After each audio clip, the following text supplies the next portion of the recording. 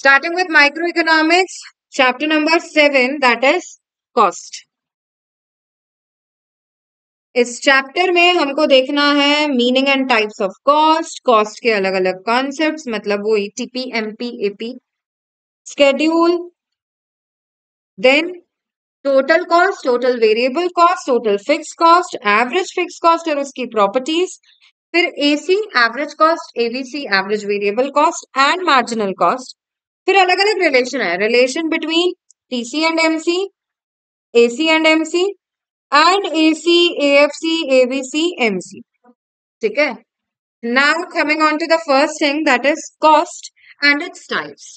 Cost क्या होती है? Cost refers to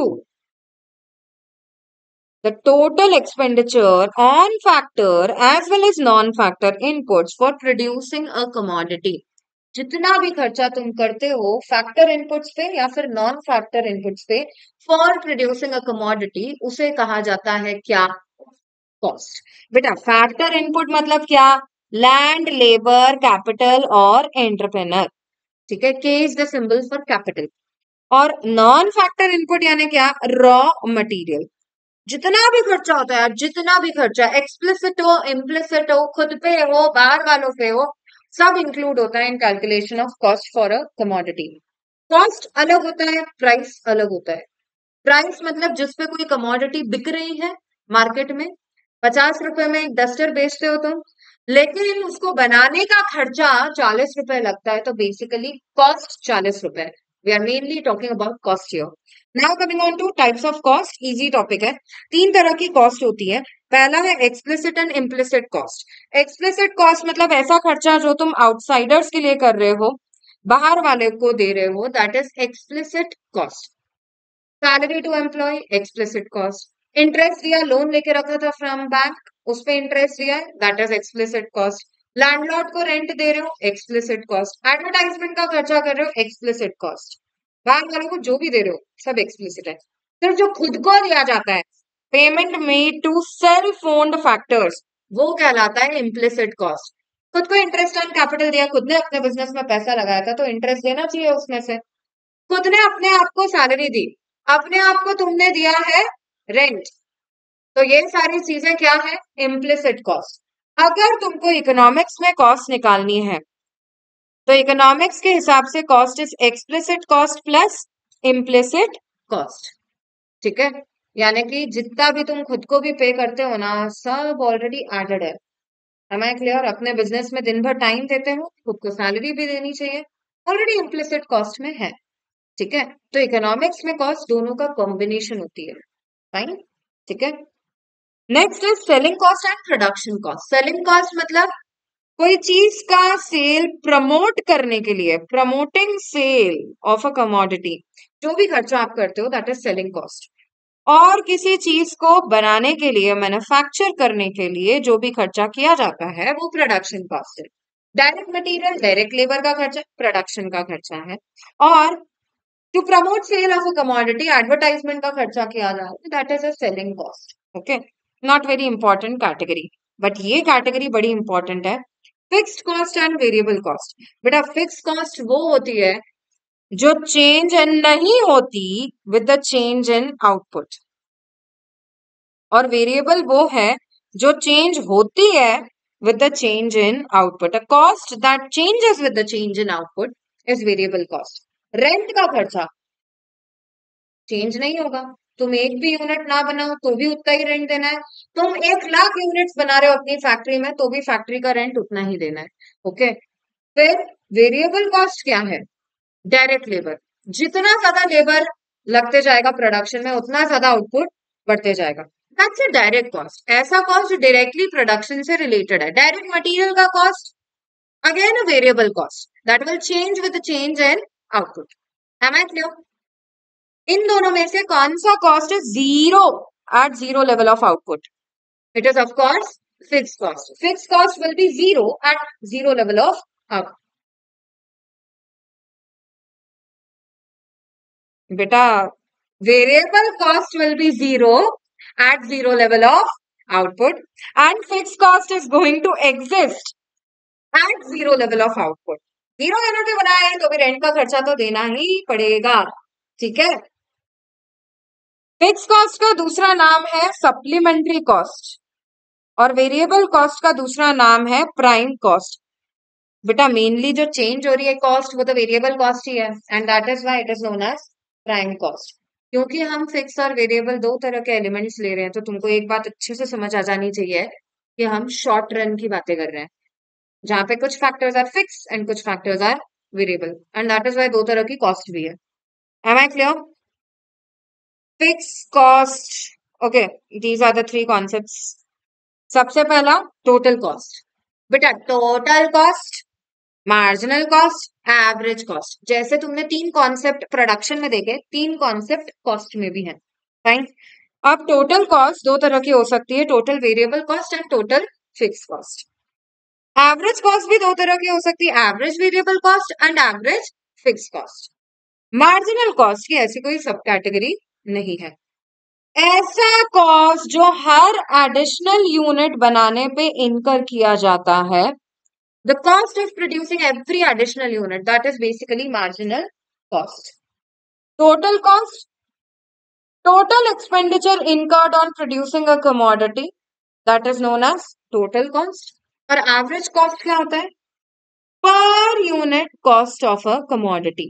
Per unit cost of a commodity is average cost. तीन concepts, same concept, बस ध्यान ये रखना है टोटल की भी दो कैटेगरी और एवरेज की भी दो कैटेगरी है।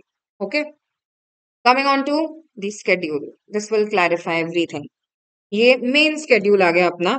बेटा टोटल फिक्स कॉस्ट, सबसे पहली cost that is total fix cost. Total fix cost सारे लेवल पे सेम रहती है।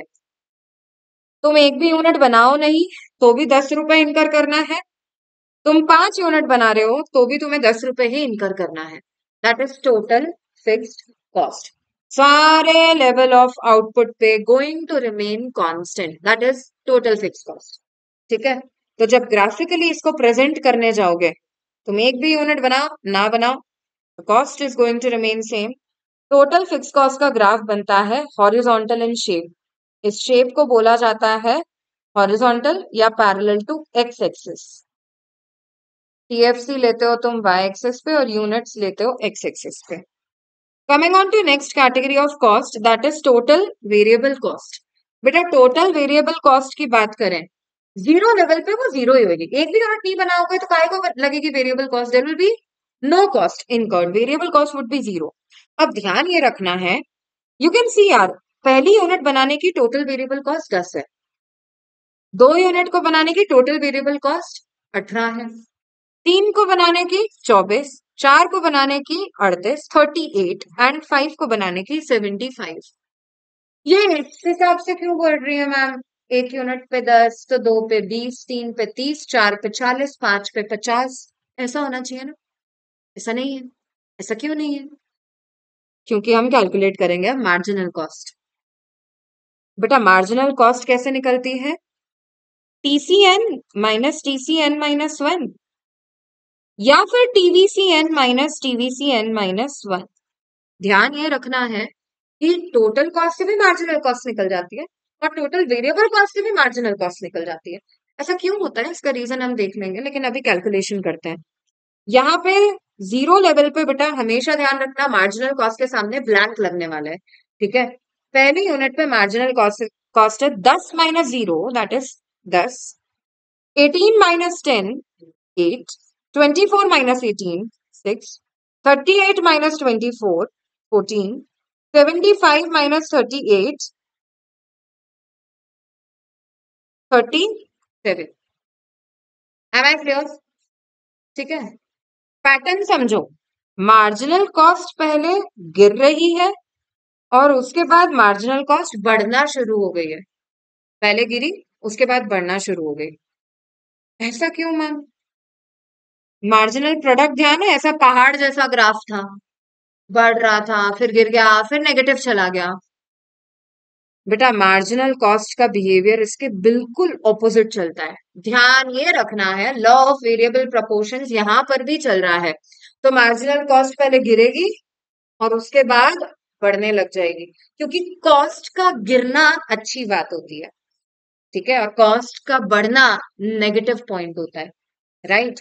दैट इज वाई याद रखना, जब एमपी बढ़ता है अच्छी बात है, इसलिए मार्जिनल कॉस्ट गिरेगी, और जब एमपी गिरना शुरू हो चुका है तो मार्जिनल कॉस्ट बढ़ने लग जाएगी। बेसिकली कौन सा लॉ ऑपरेट हो रहा है यहाँ पे भी? Law of variable proportions. और इस लॉ की वजह से ही ऐसा हो रहा है कि मार्जिनल कॉस्ट पहले गिरती है और उसके बाद बढ़ना शुरू हो जाती है। ठीक है। मार्जिनल कॉस्ट का अगर तुम ग्राफ देखोगे तो मार्जिनल कॉस्ट का graph is also U shaped graph, पहले गिरेगी उसके बाद बढ़ेगी। ये जो टोटल वेरिएबल कॉस्ट का बिहेवियर है पूरी तरह से मार्जिनल कॉस्ट से डिसाइड होता है। ठीक है। एंड दैट इज व्हाई जब इसका ग्राफ बनाओगे तुम, मतलब यूनिट्स और टीवीसी ये लोगे तुम ग्राफिकली, तो बेटा TVC on Y axis and units on X axis, graph कुछ ऐसा बनता है। ओरिजिन से स्टार्ट होगा, इन्वर्टेड एस बोला जाता है इस शेप को, क्या बोलते हैं इसको? Inverted S. ठीक है। टोटल कॉस्ट में देखो क्या हो रहा है यार, टोटल कॉस्ट इज क्या? Total variable cost plus total fix cost. ठीक है। टोटल वेरिएबल कॉस्ट और टोटल फिक्स कॉस्ट को ऐड करोगे तो टोटल कॉस्ट मिल जाएगी। तो यहाँ पे 10 plus 0 10, 10 plus 10 20, 10 plus 18 28, 10 plus 24 34, 10 plus 38 48 and 10 plus 75 85। ठीक है। हाँ बेटा, टोटल वेरिएबल कॉस्ट ओरिजिन से स्टार्ट हो रहा है। Total variable cost will start from origin and total cost will start from y-axis. Correct. Total cost बेटा यहां से शुरू होगा, वाई एक्सिस से शुरू होगा, क्योंकि जीरो लेवल पे वो जीरो नहीं होता। जीरो लेवल पे वो किसके बराबर होता है? जीरो लेवल पे वो बराबर होता है टोटल फिक्स्ड कॉस्ट के। बहुत इंपॉर्टेंट प्रॉपर्टी, एग्जाम में न्यूमेरिकल्स में बहुत काम आएगी। जनरली कॉस्ट चैप्टर से जो क्वेश्चन आता है that is basically a numerical. Okay, तो you have to make a thorough practice of numericals. अब देखो ना, एक मैजिक करते हैं, है ना। देखो टोटल कॉस्ट से अब मार्जिनल कॉस्ट निकालते हैं। जीरो लेवल पे ब्लैंक है, 20 minus 10 is 10, 28 minus 20 is 8, 34 minus 28 is 6, 48 minus 34 is 14 and 85 minus 48 is. Magic है या लॉजिक है? लॉजिक है। ये लॉजिक क्या है कि TC is equal to TFC plus TVC, और टीएफसी तो कांस्टेंट है। तो बेटा टोटल कॉस्ट का बिहेवियर मेनली किससे गवर्न हो रहा है? It is govern by total variable cost. Am I clear with this? Okay. And that is why तुम टीसी से भी कैलकुलेशन करते हो और टीवीसी से भी कैलकुलेशन करोगे तो सेम ही आंसर आता है। Fine. Coming on to the behaviour of, अच्छा पहले अपन ये ग्राफ देख लेते हैं। टोटल फिक्स कॉस्ट का ग्राफ अपन ने डिस्कस ही किया था, हॉरिजॉन्टल। ये जीरो से स्टार्ट हो रहा है, दैट इज व्हाई टीवीसी का ग्राफ है, और ये वाई एक्सिस से स्टार्ट हो रहा है, इसलिए ये टोटल कॉस्ट का ग्राफ है। पहला point of relation TC TVC और टीएफसी के बीच में, TC is equal to TVC plus TFC, you know it, है ना। दूसरा, एट जीरो लेवल टीसी किसके बराबर होता है? टीएफसी के बराबर। बेटा टीसी स्टार्ट ही वहां से होता है जहां से टीएफसी स्टार्ट हो रहा है, और दो ग्राफ एक दूसरे के पैरेलल बनते हैं। कौन से? क्यों पैरेलल है एक दूसरे के? Because TFC remains constant. इन दोनों के बीच का गैप ही क्या है? टीएफसी, और ये है कांस्टेंट। ठीक है। Coming on to next, AFC पे आ गए हैं, तो एएफसी का कैलकुलेशन देख लेते हैं पहले। एएफसी कैसे निकला है देखो यार, एएफसी का फॉर्मूला हो जाता है टीएफसी अपॉन में क्यू। तो 10 बाय 0 इनफाइनाइट लिखो या ब्लैंक लिखो, 10 by 1 10, 10 by 2 5, 10 by 3 3.33, 10 by 4 2.5, 10 by 5 2। बेटा एएफसी धीरे धीरे गिरते ही जा रहा है, can you see in the schedule? ये पूरे टाइम गिरते ही जा रहा है with the increase in units. तो एएफसी का ग्राफ डाउनवर्ड स्लोपिंग और कन्वेक्स बनता है। कैसा बनता है? Downward sloping and convex to origin. पहली property, it is a downward sloping graph. Second property, it is convex to origin. तीसरी प्रॉपर्टी, एएफसी का ये दूसरा नाम होता है रेक्टेंगुलर हाइपरबोला। इसको क्यों कहते हैं रेक्टेंगुलर हाइपरबोला? क्योंकि इसके किसी भी पॉइंट पर अगर तुम परपेंडिकुलर गिराओगे, ये 2 पॉइंट ले लिया और ये पहला रेक्टेंगल मिल गया है मुझे और ये दूसरा रेक्टेंगल है जो डॉट्स वाला है। इस पे किसी पर भी अगर तुम एरिया निकालोगे ना, लेंथ इंटू ब्रेड्थ करोगे, तो बेटा वो एरिया आएगा सेम। से for example it is 10 and 1 और यहाँ पे it is 5 and 2। Length into breadth, पहले रेक्टेंगल में 10 इंटू 1 भी 10 देगा और 5 इंटू 2 भी देगा 10। बेसिकली एएफसी के सारे पॉइंट्स पे एरिया टीएफसी के बराबर होता है, ठीक है। एंड दैट इज व्हाई ये मैथमेटिकल टर्म है रेक्टेंगुलर हाइपरबोला, एक ऐसा ग्राफ है जिसके किसी भी पॉइंट पे एरिया सेम आता है, fine, and hence it's known as rectangular hyperbola. Another important thing, AFC never touches x axis and y axis। ना तो ये कभी x axis टच करता है, ना ये कभी y axis टच करेगा। Y Y Y Y Y, क्योंकि x एक्सिस पर अगर ये इंटरसेक्ट कर गया इसका मतलब AFC जीरो हो गया, लेकिन AFC कभी जीरो नहीं हो सकता क्योंकि TFC कभी जीरो नहीं हो सकता। AFC भले ही 0.00001 होगा लेकिन एग्जिस्ट हमेशा करेगा। और ये कभी y एक्सिस भी टच नहीं करता क्योंकि जीरो लेवल पे ये इनफाइनाइट होता है, जिसे हम प्लॉट नहीं कर सकते हैं। Am I clear with this? Okay. Coming on to next, that is AVC। AVC का फॉर्मूला क्या होगा? Total variable cost divided by quantity. TVC upon Q करोगे तो AVC मिल जाएगा। 0 by 0 blank, 10 by 1 is 10, 18 by 2 is 9, 24 by 3 is 8, then 38 by 4 is 9.5 and last is 75 by 5 is 15। बेटा behaviour फिर से observe करो, पहले ये गिर रहा है फिर ये बढ़ना चालू हो गया है। शेप बता पाओगे कौन सा रहेगा ये? Again it will be U shape. पहले बेटा गिरा और उसके बाद बढ़ना चालू हो गया, तो फिर से कैसा बनेगा ये? U shape. क्यों होता है कोई भी ग्राफ? कौन सा लॉ है इसके पीछे? Law of variable proportions. And last वाला केस भी देखो यार, टीसी डिवाइडेड बाय यूनिट्स करोगे, टीसी अपॉन क्यू, तो तुमको एवरेज कॉस्ट मिल जाएगा। बेटा एवरेज कॉस्ट एक और फॉर्मूले से मिल सकता है, average variable cost plus average fix cost, दोनों तरह से सेम ही आंसर आता है, ठीक है।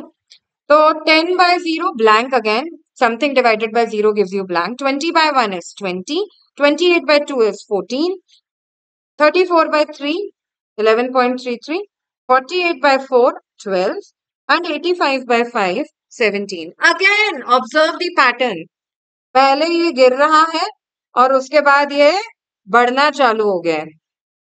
Again it is a U-shaped graph due to which law of variable proportions, ठीक है।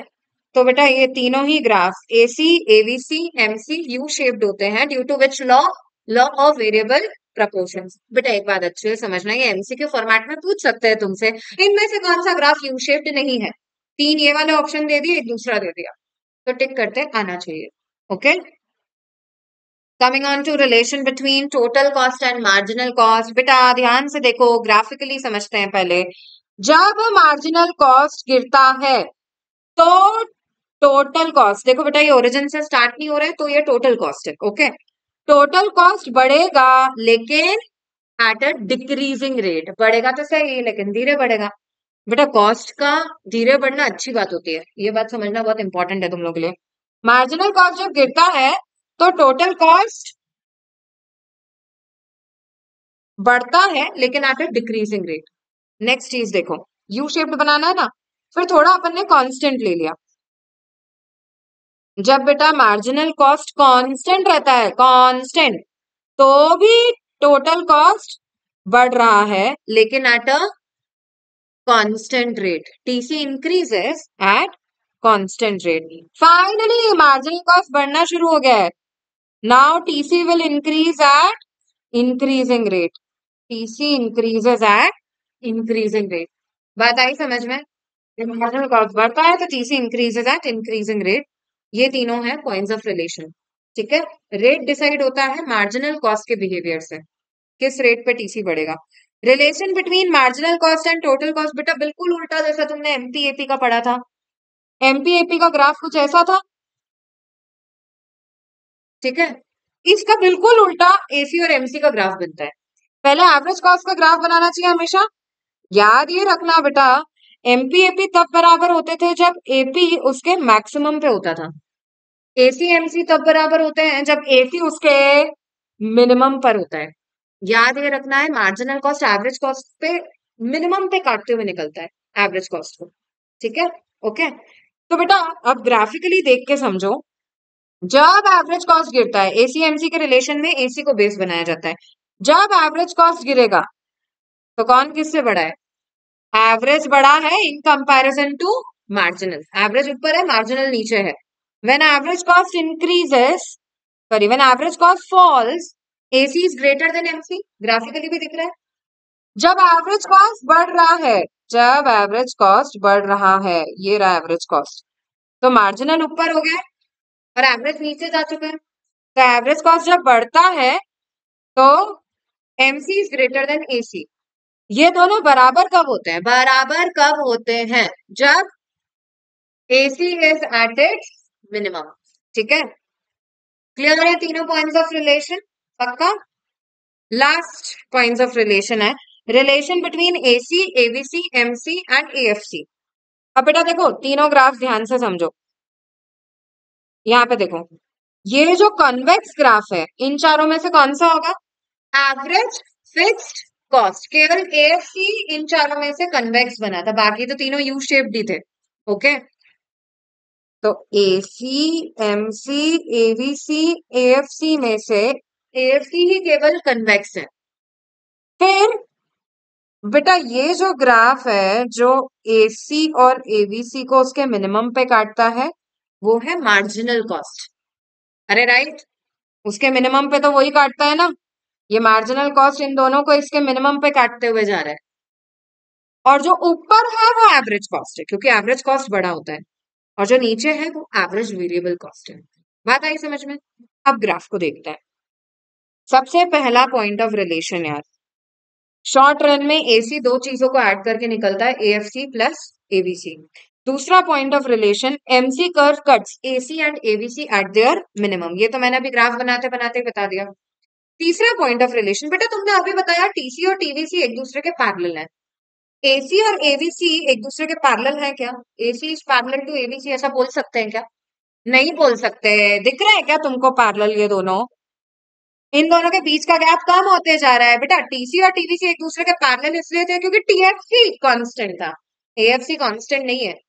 एसी और एबीसी के बीच का गैप धीरे धीरे कम होते जा रहा है ना?